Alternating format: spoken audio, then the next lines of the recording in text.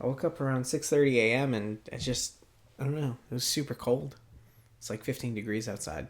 Jeez. Yeah, but I got sleep. Went to bed around 10:30. Okay, yeah, decent amount. Decent amount. And then this morning I watched the Sonic trailer. I try to keep myself entertained with some things, but I started going into what other people thought about it, and it generally, I think the community is really excited. It looks way better. Yeah. I mean, it looks like it should have originally. I mean, it's like the real character. It's not some live action remake of it. I mean, it's pretty accurate to what the character actually is. Yeah, and the tone of, like, when Sonic is talking, and I look at Sonic, I believe it. Yeah. Just kind of like how I believe when Jim Carrey is talking, I'm like, there's a crazy man. There's someone who's insane. He's very animated. But yeah, I'm excited. I'm excited that Sonic looks way better now. I think it looks like all the tones match, and I mean, it's not a realistic type character as far as like the aesthetic of it, but I think as long as they keep leading into it like they are now, I think it looks fine. I don't think it needs to look hyper realistic or the fur needs to look like an actual animal. Well, and now that they've done a redesign and everyone's happy about it, Yeah, are you going to see Sonic I when mean, it comes out? I'll probably see Sonic. Yeah, we're going to see it. And so everyone knows, we're going to see it on Netflix. We're not going to the theaters. A red box. Yeah. No, all the changes they made, people are going to be upset. Oh, no one came to see it. Exactly. Great fans. Yes, Anyways, hello everyone. Welcome up to the Summon Up podcast. This is where we talk about movies, hedgehogs, shows, games, and whatever the heck we want. You can find us on Spotify, Apple Podcasts, Anchor, and YouTube. I'm joined by my good friend John, and I'm Chris. And we're your co-hosts for the day. John, how you doing? I'm doing pretty good, Chris. How are you doing? Well, as you can tell, a little tired today, but we're gonna power through it. No big deal. Anyways, it's got a lot of cool stories today, but they're mostly Star Wars. This is a huge Star Wars. We're just in the mood. We're feeling it. We're electrified by it. Much how Jim Carrey's electrified by one strand of the hedgehog hair. Oh yeah, When he has the hair and it like electrocutes you. Grr. tie up that cold open over the main story. Well, callback. Yeah, there you go. Classic. All right. So this first story today is about Anthony Daniels. And if you don't know who Anthony Daniels is, he's the guy who plays C-3PO. He is C-3PO. The way he talks, yeah. The British comedian, and has played C-3PO in every single movie. He's great. He's very funny and delightful. But he did an interview recently with Express Online, which is I believe it's an English. It's an English website, independent website. And Daniel's just promoting his new book he wrote about called I Am C-3PO, and discuss the general thoughts and his recent treatment in the released films. One of the quotes we're going to go over, he says, "Well, yes, I do understand why the fans are unhappy. It speaks to a devotion that they care so much and that they mind if someone messes with it. I understand people being critical of the films. I know it has been particularly difficult for Mark Hamill lately because the new movies haven't given him much to do. I certainly recognize that and can relate to it. In the new movies, I felt like a table decoration. And that is difficult because I recognize the character C-3PO is worth so much more. But I understand a whole film, not a feature about C-3PO. And that it is my personal disappointment. I get paid whether or not he does anything, but it would be nice for him to have a purpose." So, with that quote, John, do you think Anthony's thoughts are an isolated situation because of his character's roles, or do you think this is a result of Lucasfilm's lack of concrete direction? No, I mean, I think that they tried to balance the original trilogy characters with these new trilogy characters, and in doing so, probably put that original trilogy a little bit more on the back burner than I think some people would have wanted. I mean, they are Star Wars for so many people, and so for him just to kind of be standing in the background and not be as integral to the story, I think with the way they wrote, especially The Last Jedi at least, I think they probably could have explained it a little bit more. Or, I mean, it didn't seem like they. I think it's probably a mix of both, where they didn't really have a concrete direction of how they wanted to fit the old trilogy into this new story, at least with the Rian Johnson movie. Now it seems like he has a much more integral role in the new movie, the Rise of Skywalker, which I'm pretty excited about. But I think tonally, at least, they had a hard time balancing the new with the old and making everybody happy, which, when you're tying up a trilogy of films that have spanned 30 plus years, it's going to be nearly impossible to do. So I understand the challenge, but I get it. He really didn't have as much of a role as he probably could have, potentially should have.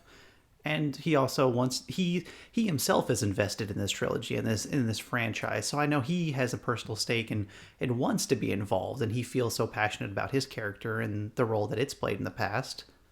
I don't know. I'm gonna give the studio less credit on this. I'm gonna say that's not an isolated incident. I think this is totally the new directors and new direction not being more what's the word? More in tune with what the fan base thinks about these characters. Yes, C-3PO, is that a lot of people's favorite character? No. Is it a Force user? No, but it's comedic relief. You know, even after The Mandalorian showed last night, they said, like, hey, want to watch Empire Strikes Back? And even though I didn't watch Empire Strikes Back, I watched A New Hope, and I watched, like, C-3PO's character and the comedy and the quips he has with R2-D2, and that's just kind of thrown out the window in this new trilogy, and where I know you're trying to instill new characters and give them those quips, it wasn't consistent. And C-3PO is just a placeholder, like a table decoration, as he described it. And there's not a lot of thought put into that, which I find is disappointing. Kind of like how they point out, like, hey, here's Chewbacca, Han Solo just died, and he walks right past General Leia. And General Leia and Rey have a hug. Mm-hmm. And it makes no sense. It should be Chewbacca and Leia hugging. Something to do that callback. So I understand Daniels is being... I think Daniels is trying to be very diplomatic here. Yeah. Very, understanding in this. But I think it is a complete lack by directors, management, whatever you want to say, in this idea of, like, this is how it should flow.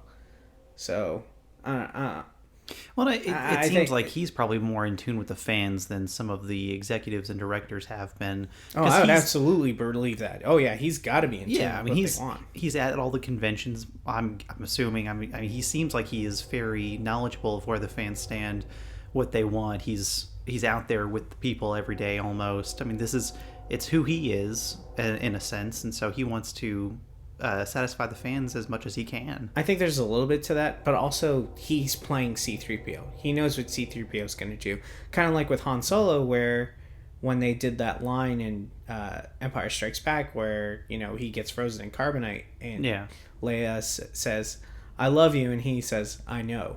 That's ad-libbed by Harrison Ford. Harrison Ford is like, Han Solo would say this, and George was like, I don't know about that. And he's like, trust me. And they did a take, and it absolutely worked. Mm-hmm. It's one of the better things in that movie, that dialogue wise, where you're just so thrown at it, like, this is Han Solo. But going back to more of what Daniel's comments on the fan base was, Daniels was shocked by the toxicity of fans in the response to the sequels. He told fans to believe in the ethos of Star Wars because to be cruel and venomous goes against them. And this is really his comments about the past recent few years with Disney acquiring and everything, and also beyond that with the prequels. He was critical. He said he was critical of the prequels, but he understood the story was quite complicated and that makes sense, because how are you going to have... It's a movie that George Lucas says was for kids. but it had Trade tax codes, negotiations and trade negotiations, taxes, political intrigue, yeah. assassination. So, yeah, he at least he understood that. Daniels even commented that he believes Lucas deserved an Oscar to Star Wars, which he's not part of the guild, so he'll never get that. But it poses my question, like, do you think if Lucas was still part of that he is deserving of an Oscar? At this point, probably not. I think at the time, with how new and innovative Star Wars was when it came out, I would say it probably should have been under consideration.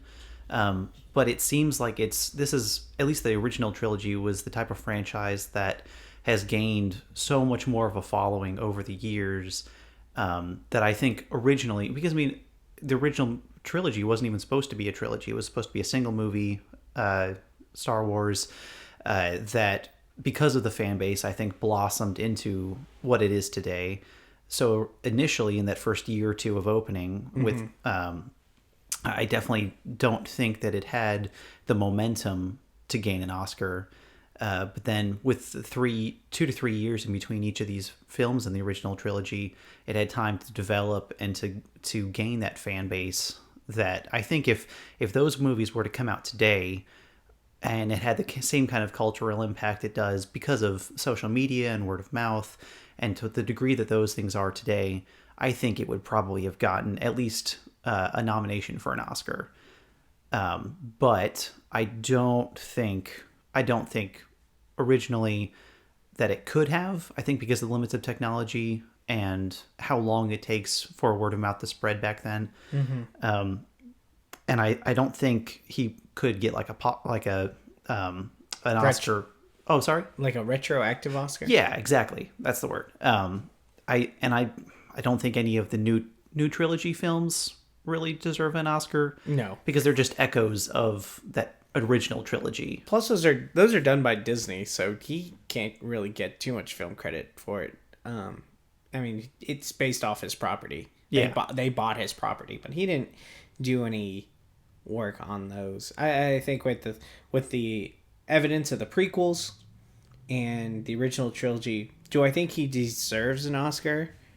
I think he deserves all the special and technical effect Oscars. Soundtrack, John Williams, he deserves that, but, as far as Lucas as a director, I can't in good faith say yes, but I think he should be deserving of an Oscar for screenplay, but only for A New Hope.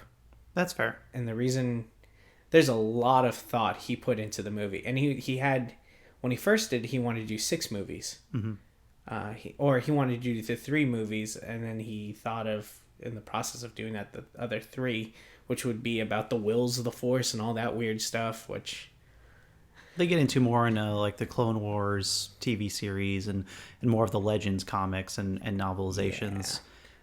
Yeah. And I think he's definitely deserving of the screenplay Oscar, but as a director, absolutely not. So many other directors are able to pull way more out of a scene with less. Like, he needs more, and other directors see less and pull out more.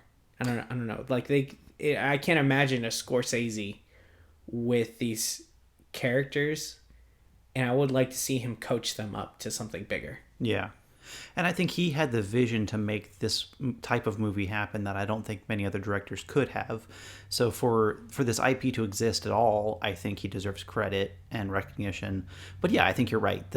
As far as directing goes and the like bringing out the emotion and the nuance in the actors and the characters, there's not a whole lot of technical achievement in that. It's more in the post-production and like you said, the soundtrack and the things around the actors creating the environment. Yeah, which is not all entirely him, unfortunately. Yeah. Talented. I'm grateful. He gave us Star Wars, but Salt of the earth. Salt of the earth guy, allegedly, but give credit where credit's due.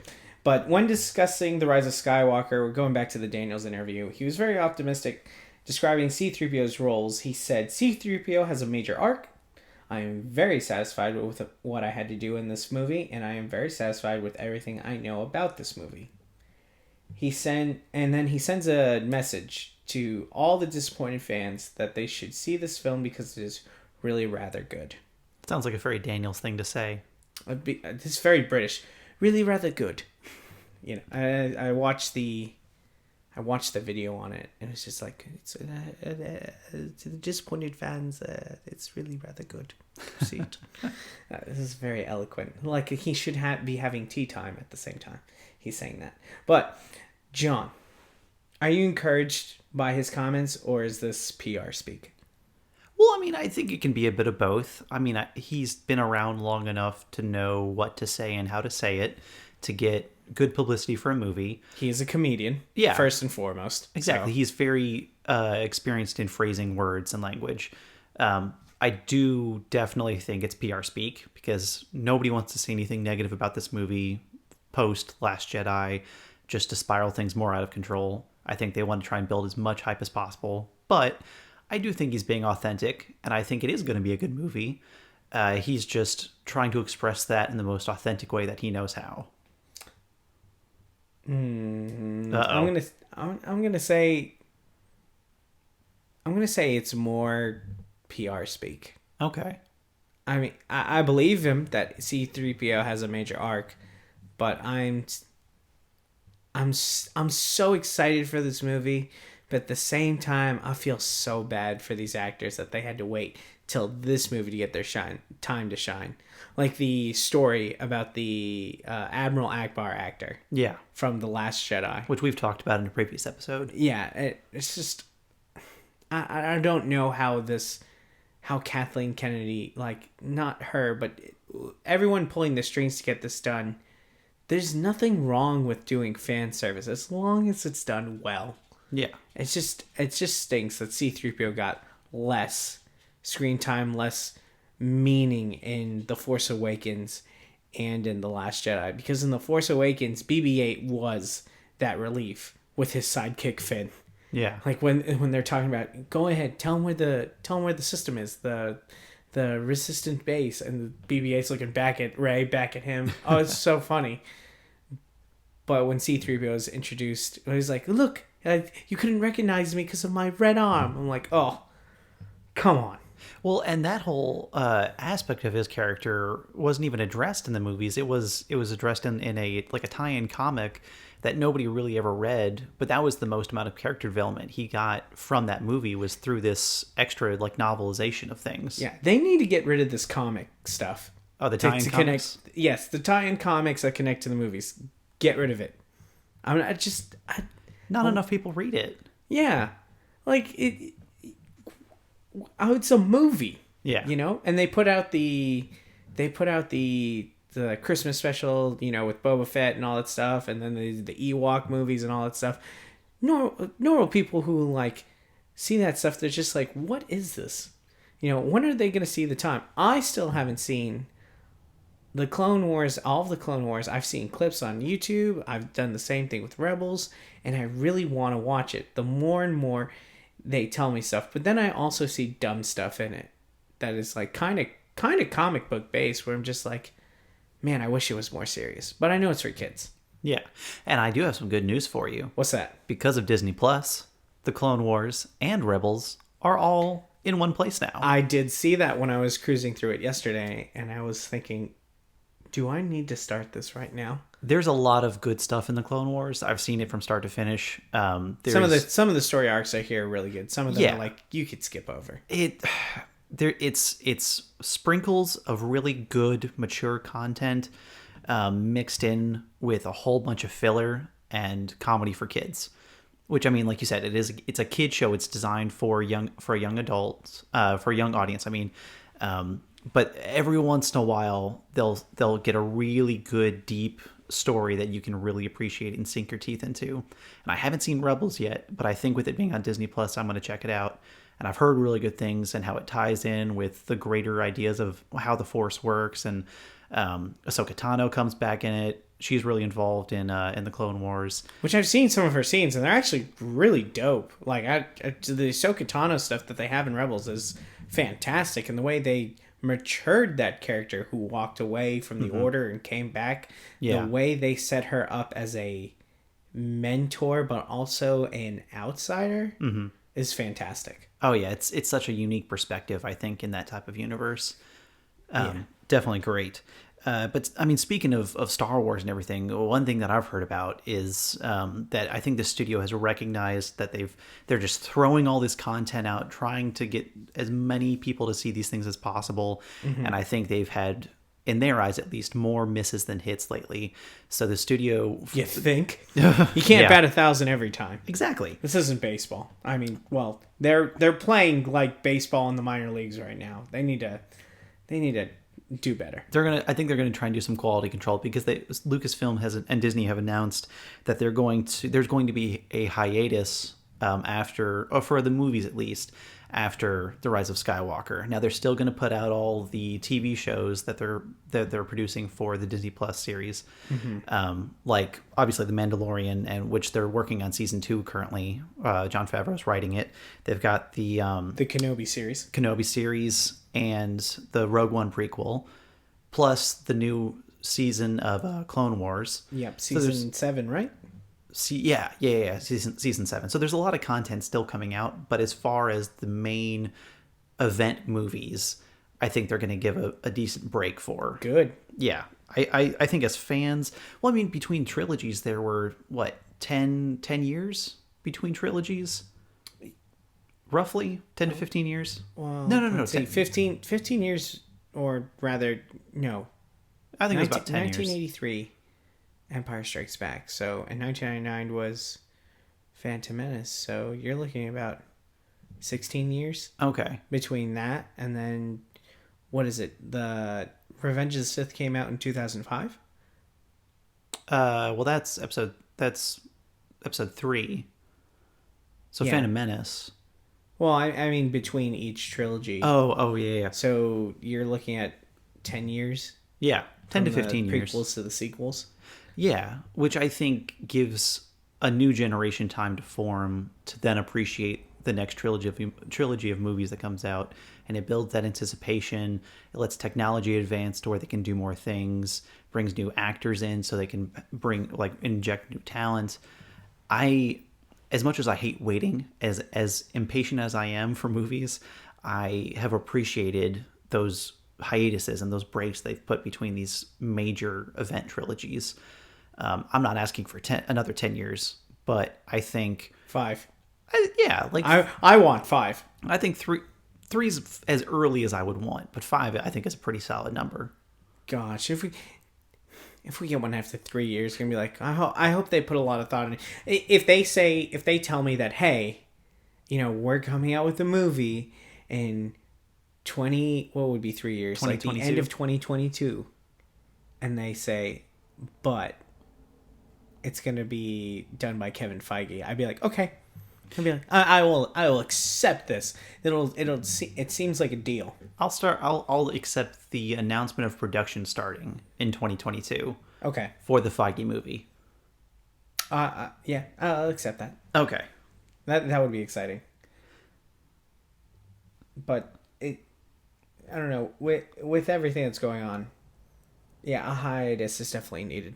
You can focus on other things like merchandise, your TV shows. Yeah. As long as they don't have multiple projects going on at the same time, I can live with this. Like they made the show The Resistance, which has been showing, and I don't know anything about it. Yeah. I saw one trailer for the season 2, and it looked good. No, I saw 2 trailers. I saw the trailer for season 1, and it looked awful. Like I looked at it, and it was like the humor from Avatar: The Last Airbender, but like cranked up to 10. Yeah. And I was like, there's no way I'm going to be able to handle that. Like Sokka, like comedic relief Sokka, like the entire time is the main character. I can't do that. I absolutely cannot. Yeah. That is definitely a caricature, I feel like, or an exaggeration of let's say, the Clone Wars and that type of humor and development. But yeah, I mean, I'm curious to see, especially the live action projects and how they're going to develop those and continue to expand the universe in time periods and areas that we haven't seen before. And I think I'm more excited about finally getting away from the Skywalker saga and developing new stories with new characters. And not that I don't like the Skywalker saga, but it's such a rich universe to explore that I'm very glad that they're finally taking the time to go in other directions and to see what else is out there in the galaxy a long time ago, far, far away. We'll see when they get there. But do you feel like the movies lose their significance without a break? Or do you think they just need to write better stories? I mean, I think that it can cheapen it over time, and that because it has a history of these long breaks between trilogies, that it builds time to develop a lot of sentimental significance for people, especially like people my parents' age were around to really appreciate the original trilogy. And that the prequel series came out when I was a young kid, and I don't think I could appreciate it then as much as I do now. But it, like I said before, like it affects different generations in different ways, and so to just keep throwing content out, I think it does cheapen it a bit. And I think when you continue just to keep throwing darts at the wall and hope that you get a bullseye, I think you do end up losing sight of the quality that you want to aim for. So I like with Solo, if they don't manage the production well enough and have a central vision of what they want to achieve, you have behind the scenes issues like that movie had, and everything just kind of falls apart and it loses a ton of money. Yeah, I'd say it's a probably a good mix of lack of significance and lack of quality. I don't know. I was laughing while you said that because something struck a chord with me when you said, not struck a chord, but there was something that immediately my mind went to when you said, and they need to set it up for every generation. Mm-hmm. And I just thought for the new generation, when they go to see a Star Wars movie, you know how Poe did like a phone call humor with Hux? Yeah. My head hard cut to Poe like texting on a phone in an X-Wing, and he crashes into an asteroid, and then it turns into a advertisement for don't text and drive. Oh my gosh. Which is really tragic. But, that's what I got from that. That's fair. My mind went dark, and it's just like, that's such an awful thing, but that's what the new generation needs, right? Is that where we're going? Don't text and drive? These dang millennials. Dang millennials. It's, it'll be for... Wait a minute. No. I know, Chris. It was a joke. Don't think too hard about it. Okay, Boomer. Okay. No, is it for Gen Z or is it for millennials? No, it'd be Gen Z. That's the next one. So Gen X got Star Wars, the original trilogy. Millennials got prequels. The prequels, and then Gen Z is getting the sequels. Yeah. Oh boy. So we might have to wait 10 years then. I really don't want to think about that. Like I said, I'm super impatient. With good video game content, I'll be good. Yeah, and TV shows. If they're gonna set up a grand saga, they better do it the Marvel way. Oh yeah, in my view.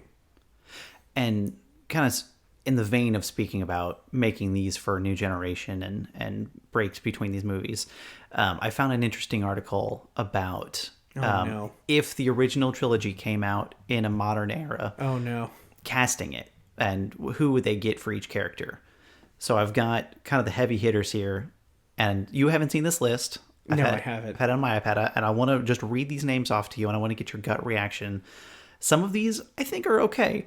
Some of them are garbage, and I don't know why they're on the list. My heart is sinking as you were speaking, so go ahead. Have low expectations. All right, so first up is Luke. So I've got the main choice for the characters, and then a couple backups. So This is the main one, and I've got three people that could do it as well. Main one, Tom Holland. Tom Holland? Tom Holland is Luke. Because we're going for somebody at that age range where they're late teens, early 20s. That's about how old Luke was supposed to be in the original series. When I think of Luke Skywalker, I think of someone who's from the West Coast, like grew up in California. Which, isn't Mark Hamill from California? Sure. Yeah, where I don't have his Wikipedia page in front of me. Yeah, I have the computer. I could look it up. Tom Holland. I take that. Okay. I take that. All right. So, in less of a main choice here, this is kind of a bit of an odd choice. Logan Lerman. If you don't know him, he's the title actor from the Percy Jackson series, and he was also in Perks of Being a Wallflower. I had to look him up too. He's kind of ambiguous. Okay. So he's an option. Also, and this is where it gets weird, Zac Efron. No. Nope. No. Cool. Daniel Radcliffe. No. Exactly. We This is a good representation of this list. Zac Efron with those abs, yes, would be great for Luke. However, actually, Zac Efron does remind me of a West Coast person. Dang it. Zac Efron is more qualified that role than Daniel Radcliffe, who's a freaking wizard. Yeah. Who it's space wizard. But you can't give it to Daniel Radcliffe. That's probably why they put him on the list, because it's Space Wizards. No, you can't. It can't be Daniel Radcliffe. No.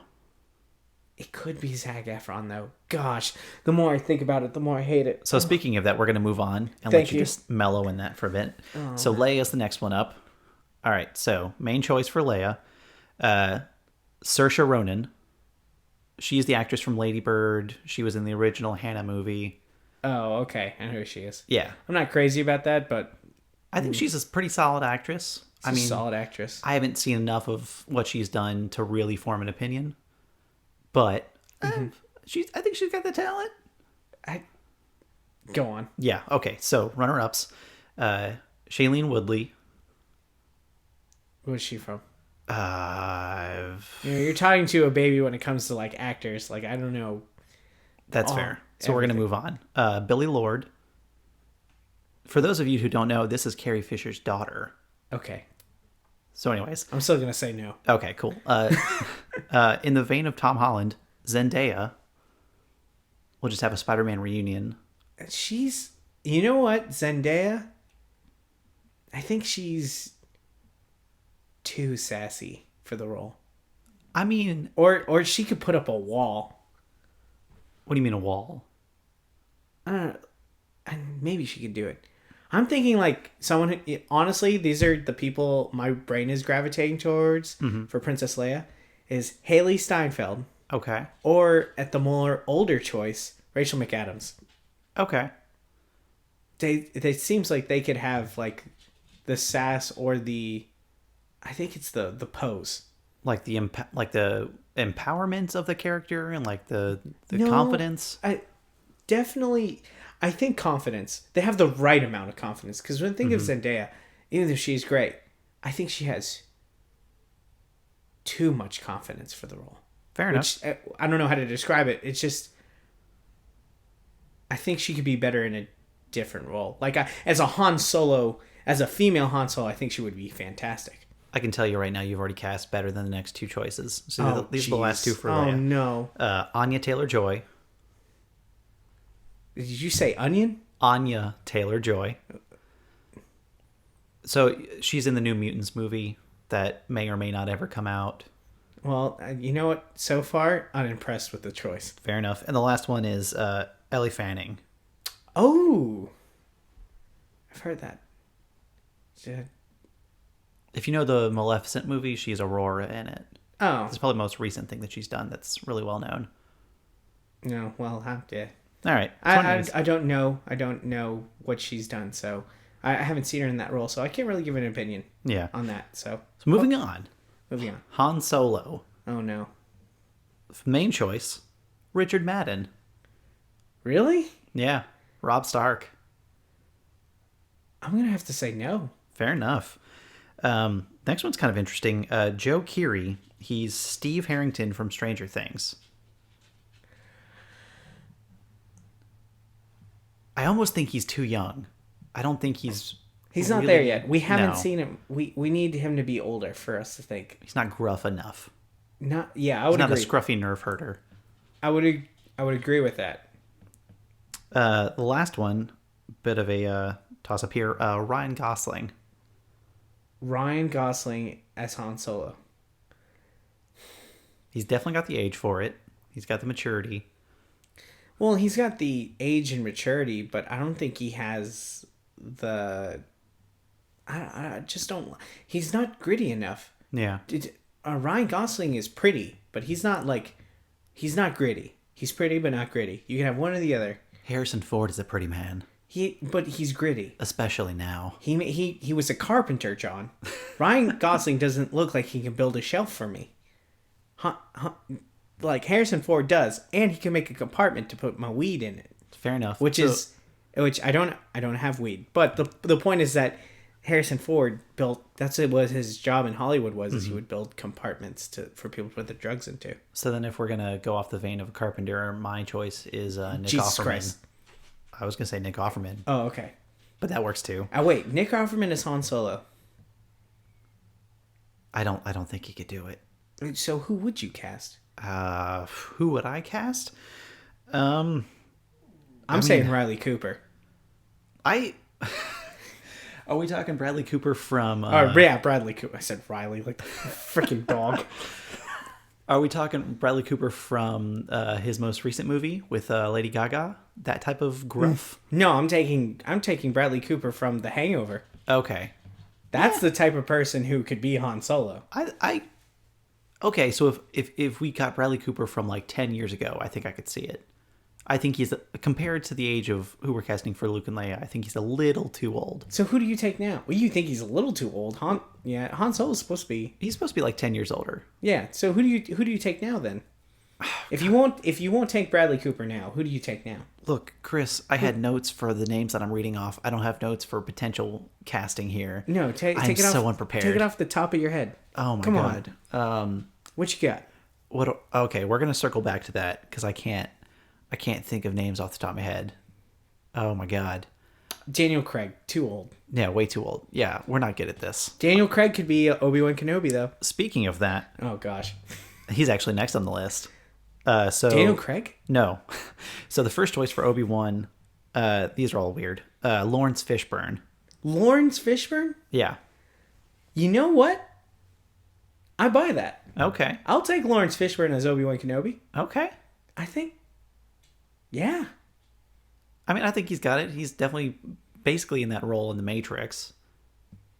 Yeah, but his role in The Matrix is a mentor, but it's a mentor that's amazed by the power he sees. Mm-hmm. I feel like Obi-Wan Kenobi is a wizard who's like, you have this power, and use it responsibly, like a Ben from Spider-Man. Yeah, Uncle Ben. I see him as more of that kind of character, but I think Lawrence Fishburne could still pull it out. Okay, I buy that. Cool. So what else is on there? We have a positive review here. Next one on the list, Bryan Cranston. I don't buy it. Yeah. Even though he's an incredible actor, I can't do it just because of his typecasting so far. I'm sure he has the range to do it, but he looks like someone who would be annoyed like by simple mistakes. And I don't mean that in the casting. I mean a character that he would play. Mm-hmm. The characters he plays are meticulous in their work, and I don't see him having the patience for Luke Skywalker or Zac Efron. Yeah. If you will. So the last one for Obi-Wan is Russell Crowe. What? Yep, that was my reaction too. Russell Crowe? Russell Crowe. No. Nope. Absolutely not. Moving on. Liev Schreiber is a better choice at old Ben Kenobi. That might actually be better. So, C-3PO. I kind of agree with this one. Simon Pegg. Yeah, I buy that. Yeah, no, that's pretty good. That's a good casting. This is probably the most spot on one on the list. Actually, you know who? Jay Farrow. Jay Farrow? Really? Yeah, I think he could do it. Okay. What do you think? I know. I hadn't thought about that before, but he's definitely got the voices for it, and the type of humor. I feel like, and he could do some languages that are. He'd probably add like a lot of flair to many of the voices he does.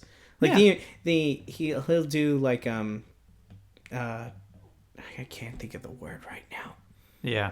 What happens when you imitate someone? Imitate or impression? Impression. When he does impressions. Yeah, right. The thing is impressions. I think he could go wild as C-3PO. That's fair. Or a droid. So we got 3 more for C-3PO. First of the runner-ups, Tom Kenny, who who I didn't recognize, but he's the voice of SpongeBob. So he's definitely done a lot of voice work. No, I can't. You can't see SpongeBob as C-3PO? No. Okay. I just can't. So the next one is Hank Azaria. He does a lot of the voice work on The Simpsons. Yes, I do know Frank Azaria. Hank? Or Hank. No, Frank. Hank. Hank the Frank. Hank the Frank. Sorry. I'm going to say no to that one. Okay. I just don't see it as a C-3PO type character. Going with your gut. Yeah, I respect that. These are my opinions. I'm not wrong or right, but mostly wrong. Mostly. The last one is Bill Hader. Ooh. Yeah, I buy that. Yeah. I buy a Bill Hader. I think between he and Simon Pegg, they're both pretty well suited for it. I think I think Bill Hader is more suited for it. Okay. Compared to Simon Pegg. But I would like Jay Farrell more. Fair enough. So, Darth Vader. Oh, yeah, bring it. Yeah, these are weird. Daniel Craig. Close. Morgan Freeman. No. No. Absolutely not. The only reason I think he's on this list is because of his, the gravitas of his voice. Oh, I got one better. Okay. Gary Oldman. Ooh. Why weren't you making this list, Chris? Gary Oldman, because The Fifth Element, his character looks bizarre. I hate it. But his motivation, when he screams, when he yells at the people he's in charge of, I feel it with him. I want that. Okay. And his character in the Book of Eli, and the way he instills fear and his swagger, yes. Gary Oldman for Darth Vader. Fair enough. The next one is Ralph Ineson, which I didn't recognize either. If you've ever seen, what is it? Dark Crystal, Age of Resistance. I don't know. Okay, so he's a character called the Hunter on that, and he's just got this really intimidating, dark, gravelly voice. I have no idea. He does a lot of good voice work, let me tell you. Okay, well, I don't really know, so I don't have an opinion on that one. Yeah, fair enough. I don't know if he could do it, but I think he's got a good voice. Next one's Ving Rhames. Ving Rhames? Ving Rhames. It's like, is that the brother to Roman Reigns from wrestling? Rhames. Rhames. You ever seen Mission Impossible? No. Wow. Okay, well, cool. We're going to move on. Tobin Bell is the last one. Can you give me some people with real names? I feel like you're throwing out people's names from Star Wars. This is Tobin Bell from the Mandalorian system. Come on. So Tobin Bell is John Kramer from Saw. He's Jigsaw. For a second, I thought we were going to say Kramer like from Seinfeld. I was going to lose my mind. Nope. No, I don't watch scary movies either, so no Saw. Okay, well, I'm going to leave this up to our listeners to decide whether or not he would make a good Darth Vader. Let us know in the comments. I think I've chosen some pretty good people for these roles. I think you have, and I think you probably should have made this list. So who else we got to choose? So I chose Princess Leia. Yes. I chose... You didn't like my choice for Bradley Cooper as Han Solo. No, I agree with it. I think you can't get, 50-year-old Bradley Cooper. I think you need hangover age Bradley Cooper. So who do we take now? This was my question to you, and you dodged it. So bring it on. Who do you get for Bradley? Or who do you get for? Yes, Han who do we get to Solo? play Bradley Cooper? Who do you get now? Someone in their 30s, mid 30s, who's got this. All right? So give me descriptions. How would you describe Han Solo? Let me just vamp for a second. Han Solo is charming, arrogant, and you want to dislike him, but you love it. So go with me on this. What do you think about James Marsden? He's a little bit older than I think he probably should be, but I think he's got the charm. No. James Marsden, really? And he's got the face shape, he's got the hair, he's probably got the slenderness for the Han Solo character, but he seems too nice. I mean, maybe. He did, if there's, the Rebel Alliance is trying to take on the Death Star, if we don't do anything, we're all going to die. He'd probably be like, you know what? I'm going to drop this money. I'm going to help you right away. I need this Han Solo to be like, no, I gotta pay off my debts first before I deal with this Empire things. He's not gonna do that. Marsden won't. Fair enough. So the last one on the list is Lando. Oh no. A couple interesting choices on here. So the first one is Carrie Payton, who, if you don't know him, he's Ezekiel from The Walking Dead, and he is also the voice of Cyborg on all of the DC cartoons, at least the older ones, especially the Teen Titans.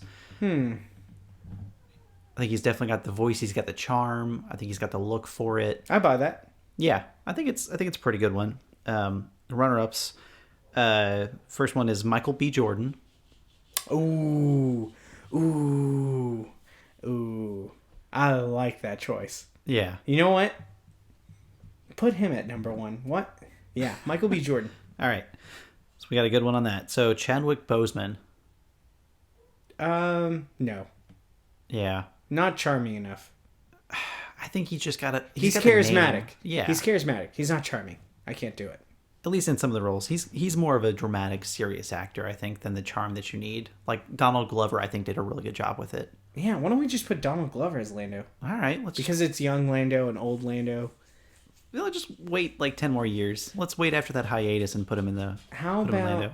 Oh, who else can you put? Is there another name for There's Lando? one more. So this one is probably one you don't recognize either, but his name is Michael Ealy. Some of the shows that I recognized him from was The Following. He was in Too Fast, Too Furious, and he was in that short-lived TV show called Almost Human. He's done a lot of really good character work that he just hasn't... I don't think he's had a chance to really shine and get... I don't think he's had his big break yet. He's been more of a TV actor than anything. Kind of like how Idris Elba just got his big break the past like 7 years. Yeah, and he was on The Wire. Yeah, Yeah. This guy's got he's really, really talented, but I think he just isn't a household name yet. Who could you do for Lando? Suave, charming, in a different way that there's Han, because Han, I feel like Lando won't make fun of you for messing up. Han will. Well, if we're going to go that route, just to put a spin on it for the last name here, Jay Farrow. For Lando? I take that. Yeah, but I like him more as C-3PO. Yeah. The tough thing about it is that there's no... The actors get typecasted all the time. And I'm just drawing blanks on like famous people. I'm looking for famous actors to do these. Mm-hmm. Like how they got the Eckhart or whatever his name is to do young Han. I thought they tried it. It worked okay in Solo. Yeah. But ultimately, Donald Glover killed it as Lando. Yeah. And he's an established celebrity. And I'm just trying to think of people who are established to do that, because even if it doesn't work out, like, you'll at least get people to go see it, even if they don't understand. Because even though you do have the name brand Star Wars, I want to see, like, what Marvel did with, like, yeah, we're going to grab Samuel L. Jackson, even though he had to do it because it was in his clause when they used him for Nick Fury in the comics. And it's like, if you do a movie, I got to be in it.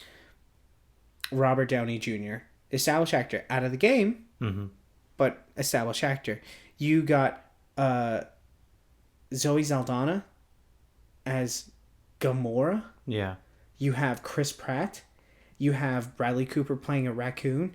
You have other people too as well playing these big characters. And Chris Evans, I don't know how much you put that weight to it, him being Captain America. I don't think there's as much, but Benedict Cumberbatch. Oh, and Chris Pratt was really only known for his role in Parks and Rec. And Guardians of the Galaxy really was what gave him his start. Well, like, it really took him into being a household name. That's right. The biggest one on that crew is Zoe Saldana then. Yeah. Either between her or Bradley Cooper. I mean, so I think they've done a good job of balancing having these big names to draw the people in, but then also putting enough new talent in and focusing more on the talent of the actors and not just the name of them. Okay, let's go to Doctor Strange then. Tilda Swinton, Benedict Cumberbatch. those are big names. Yeah. At least for that movie property, it is. Tom Holland in Spider-Man, no name, great casting, done well, but they grabbed Michael Keaton as the villain. Yeah. Which Michael Keaton as Darth Vader, pretty good. Michael Keaton as Obi-Wan Kenobi. He could do both. He could do both. He's done the Batman. He's done the Vulture. Wait. What are you thinking? Spit it out, Chris. All right, Joaquin Phoenix is Darth Vader. He's in love with the suit because he was in the movie Her. So he's in love with his phone. He can be in love with the Siri voice that's integrated in his suit. Complex character. Love it. Well, that's a joke, by the way. Okay. I know, it's very odd. I'm still trying to think of, because you can't get over. I'm still debating who I want as Han and Lando. I'm just going through those. I need someone who could play James Bond, who could also be Han Solo. I think that's a good way to describe it. Ooh. Oh, shoot. What is his name? I can't. Oh my God. He was on Doctor Who. This is really going to make me mad that I can't think of his name. He was right after David Tennant. Oh my God. Okay. Forgive me. I'm going to have to look this up because I can't. And for the record, audience, I don't watch Doctor Who. You could say that I'm the casual TV and movie person. Matt Smith. Oh, yeah. I think you could make a good Han. No. What? I have seen an episode with Matt Smith. I don't think so. Wow. You know who could be? Not tall enough, though. Tom Cruise. Make a good Han? Yeah. I think Tom Cruise could do it, but he's not tall enough. Well, yeah. What is he, like 5'1"? No, that's what the jokes are. He's like 5'9". Something like that. Yeah, I mean, he's got enough experience, I think, dealing but he's with old too. Like wizards and mysticism from Scientology. Well, and plus he was the last samurai. Well, that if he was Ben Kenobi, that'd make more sense. But no. So I'm going to leave this up to the listeners. Write a comment, leave a message, let us know what you think would make good casting for any of these characters. Obviously, we're having some trouble thinking about it, so give us some more inspiration, give us some more ideas. Let us know what you think. I think we'll eventually get there if we try hard enough. Yeah, but now we're just rambling, Chris. Well, I'm the one who's throwing out names. We gotta make good content, Chris. You give me a name. You still have yet to wow me. You can't handle the names. Well, I don't even know half the names. I know. You gotta watch more content. There's just so many hours in a day, and Pokemon is just too good. That's fair. Speaking of content, though. Oh, boy. So we've got our Mandalorian review coming out here either today or tomorrow, depending on when we get done editing it. That's right. So stay tuned for that. Stay tuned for that. And normally we do a whole what are you watching kind of section at the end, but I'd say it's fair to say that we're watching The Mandalorian. Yeah, and go watch our review. That's going to be the homework for everyone. Just Absolutely. Go see it. Even if you don't watch our review, I would actually, I'm not going to.